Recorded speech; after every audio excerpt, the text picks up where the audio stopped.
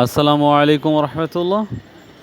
মাই শপের পক্ষ থেকে সবাইকে আন্তরিক শুভেচ্ছা ও ভালোবাসা রইল। প্রিয় দর্শক, আজকে আমি রিভিউ তৈরি করছি মাই শপের।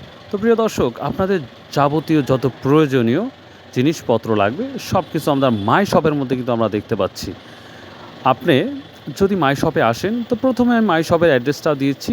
মাই শপ চাষকুর বাজার বাস স্ট্যান্ড, ইসলামী ব্যাংকের সামনেই মাই শপ।